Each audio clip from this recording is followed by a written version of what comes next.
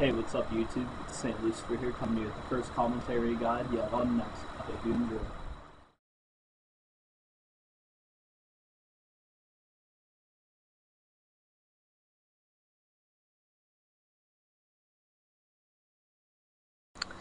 There are 5 phases to when you're fighting Nex, and I guess I'll just explain them as they happen. Originally, when you go down, Nex will spawn into the middle, and she'll summon her 4 majors that appear in the 4 corners on the map.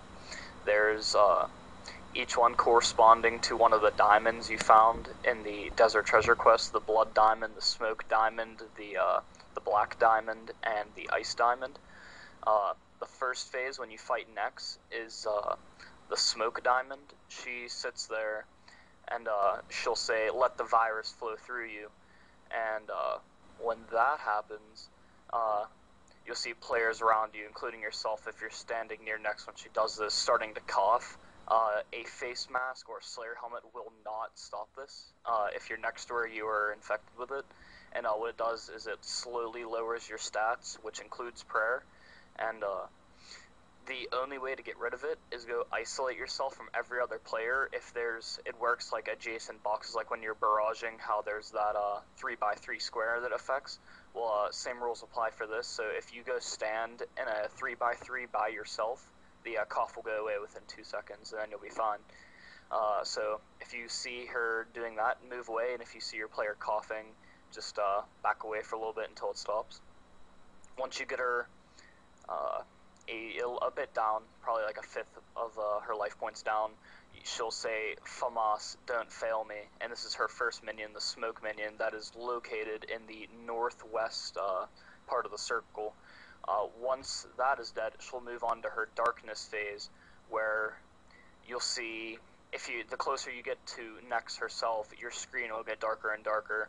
So and generally, just a tip, ranging this boss is much more effective than meleeing. Meleeing does make for faster kills, but you also get tanked much, much harder. And I was doing 6-mans last night, and we tried multiple different styles, and the only one that was really successful is when we just straight up ranged the entire time. So I highly suggest bringing a nice bit of diamond and ruby bolts. So back to the Darkness phase, the closer you get to her, the darker your screen gets, so just keep your distance a little bit.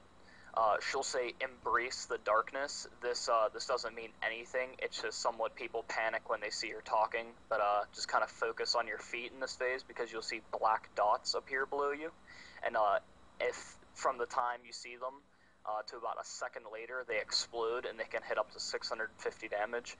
That's the highest I've seen. I wouldn't doubt that it could probably crank a 750, but the point is to have your clicker maybe a space or 2 spaces away from you, and the second you see that black dot appear, click away. Pretty much you just tank those, step away from them, and after a while, she'll say, "Umbra, don't fail me." And this minion is the northeast minion, and it is the Darkness one. So after you kill her, next, second to last phase. Her third phase is the Blood phase. And what happens there is it's really easy. She pretty much just uses Blood Barrage on everyone, hits really low Magic Protect with, Carol's Dehyde, Armadillo, and it'll usually hit a 0. Every once in a while, you'll see her say, "A Siphon will solve this," and she'll kind of lean over, and you'll see hit splats will turn purple. The second you see this, immediately stop attacking, click off, because anything you hit actually gives her HP. Every so often, she'll also summon Blood Reavers, which are, you also notice, a KC monster. They're pretty easy to deal with. I find just killing them is probably your best option, because they, you're usually going to be, I also suggest Magic Protect if you're range protecting. There's only one of her phases range, and it's really weak, so I do not suggest ranging at all. Range protect, so just keep your Magic Protect on the entire time. But these monsters will hit like constant 50s, and comboing with Nex, it can be pretty nasty, so altogether I suggest keeping your Rage Protect on. When you see these Blood Reavers spawn, there'll probably be about 4 to 6 of them. Just have you and your team dispose of them with some Diamond Bolts instead of Ruby, because Ruby won't spec on them because they don't have that much HP. So after a while, that phase will end, and she'll say, "Pror, don't fail me now." And that is the southeastern minion. It's the blood minion. So you go down there with your team, you kill it, and that'll move on to the ice. Next creates an ice wall that surrounds her, and if you're meleeing, it's good to stand either next to her, or when you see this ice wall appear around her, stand under her. If you're caught in this wall, make sure you eat up to max. When the ice explodes, you're either going to be hit for max, which is a large amount of damage, or it simply does not cause damage. This with a combo can hit you for well over 1k HP. I've been hit with a 970 and seen someone brewed up to max get dropped. So next in this ice phase seemingly has very little defense, so you should make quick work. After a bit, she will say, "Glacius, don't fail me now." Have your team move out to the ice minion Glacius and kill it. Now begins the curse phase, starting with Nex activating the Soul Split curse, along with the terminal animation.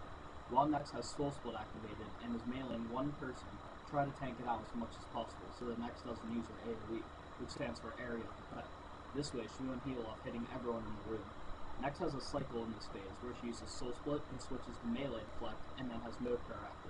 Nex seems to have little to no defense in this stage also. When Nex is finally defeated, she'll activate the Wraith Curse. Simply click away at these spaces and avoid the unnecessary hit.